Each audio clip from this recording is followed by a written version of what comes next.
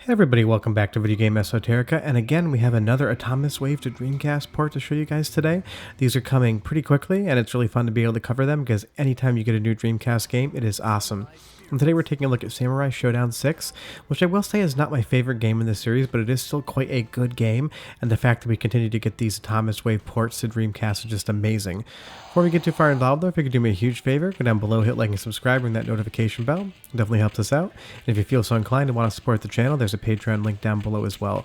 But this game has an absolute massive roster of characters, but I'm going with somebody that I'm pretty familiar with. And I do like how many different play styles there are in the game. It definitely has something for everybody, depending on how you want to play. Now I will say, compared to some of the other Samurai Shodown games of the past, this one doesn't feel as fluid and heavy of an attack game to me. Because the original Samurai Shodown and Samurai Shodown 2, while they could be fast-paced, there's definitely a lot of impact in each strike, and I would say that this game definitely lessens that to a small degree. But on the positive side, these backgrounds are absolutely gorgeous. All the colors, all the details, everything going on, this kind of castle that's moving up and down in the background, just looks spectacular. And the sprites, of course, being SNK, they're nice and fluid, there's tons of animation, there's a lot of different things going on. Now weirdly, I don't love the fact that in this game there's life ups and different things coming in from the background. It kind of adds an extra element or layer to manage, but to me, I don't really want to worry about somebody throwing a bomb in from the background and getting hit by that while I'm playing a fighting game. A one-on-one fighting game should just be two opponents fighting each other, whether it's you and a friend or you and the CPU. So I would say that I find that a little bit of a strange addition. I can certainly forgive it and look past it, but I'm really not sure why SNK would want to do something like that. But honestly, a lot of my nitpicking of this game is just down to the fact that I have every single Samurai Shodown game released for consoles. I have all of the entries on the Neo Geo, and I've been collecting and playing them for a very long time. And while there is no such thing, well, I guess there kind of is, as a bad Samurai Shodown game, 6 just doesn't have what I love about the series from where it came from. Something like Samurai Shodown 2, I love the flow of the matches. I love how one strike can take out a quarter of a health bar. And you'll see here, they throw that bomb in, and as opposed to, pressing my opponent and trying to send the attack to them, I'm now backing up and not fighting to avoid a bomb. And I don't get it, but maybe it's just not for me. But on the front of porting more Atomiswave games to Dreamcast, again, this port works perfect because the Atomiswave and the Dreamcast are basically sharing the exact same hardware.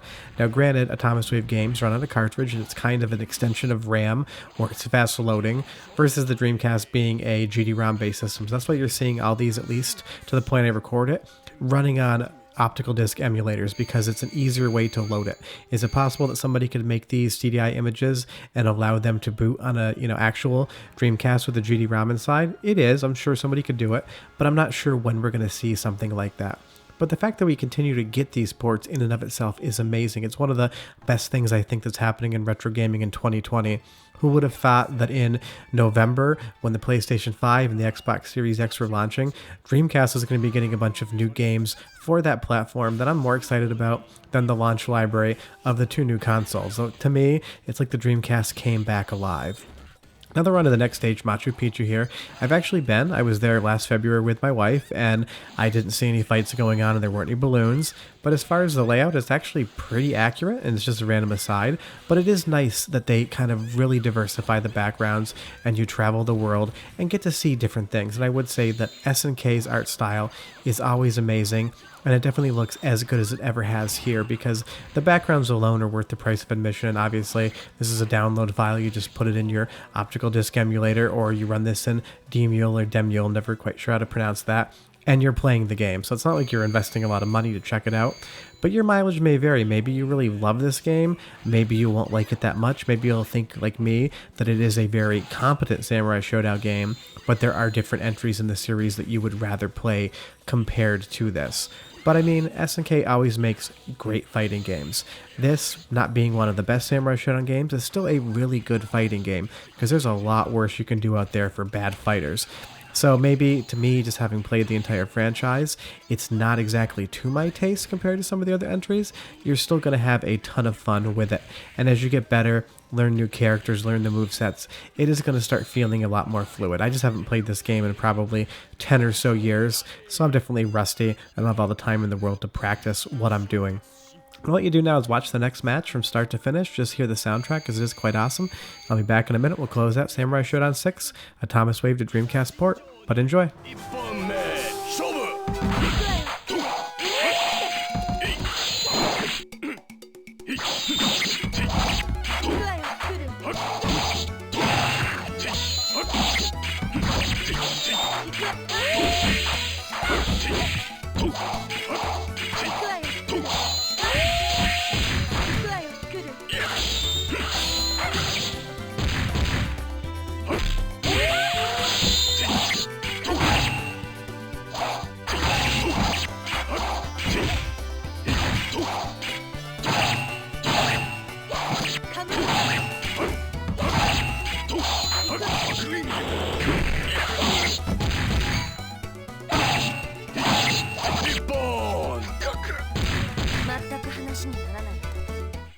So I will say this game is, at least to me, way more difficult than King of Fighters on its default setting. When I did the video for King of Fighters 11 last week, I was able to clear that game with 1 credit.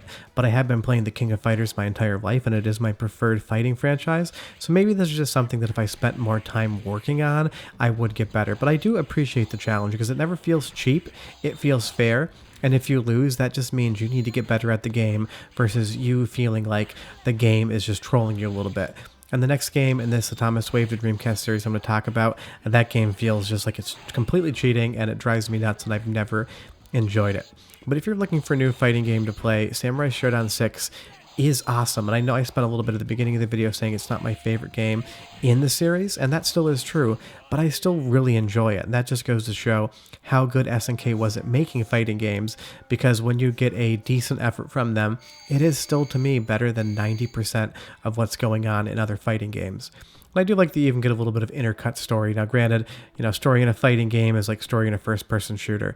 It's there, it exists, you don't really need it, but it is fun to hear a little bit of the motivations, what's going on, and the character portraits, while relatively plain, are still nice to look at. And SNK always plays around with the art style for those portraits, so it is fun to see. But as far as getting new games on the Dreamcast in 2020, I never would have guessed this would have happened. I've been playing Atomiswave games either on my Atomiswave board or on the Naomi because those games are ported. But unfortunately, the way those games port is there is a little bit of a lag in the input, because when you play a JAMA Atomiswave game on a JVS input Naomi, you do have to basically get the controls to address over JVS, which does cause some lag. So if anything, this is more fun of a port down to Dreamcast versus up to Naomi. But you can go to the Dreamcast Talk forums and download these. Like I've said in previous videos, I have not made these. I do a lot of porting work for arcades and do demos and diverse things for the 3DO M2 and otherwise, but this is not my effort. This is a guy named MegaVolt 85, so big thanks to him, because I never would have thought we would have seen something like Atomiswave games on the Dreamcast. And I'm recording this right now. There's 4 games out: Neo Geo Battle Coliseum, King of Fighters 11, we have Metal Slug 6, and obviously Samurai Shodown 6. By the time this plays, we have 4 or 5 more, and maybe I'll make some more videos. But short of that, thanks for watching. Do me a huge favor, go down below, hit like and subscribe, ring that notification bell. I have now lost the match. We'll be back on Tuesday, Friday, and Sunday with videos in that mainline series, because I'm tucking these in where they fit. But we hope you enjoyed it. We hope you're having a great week. We'll see you next time, guys. Bye-bye.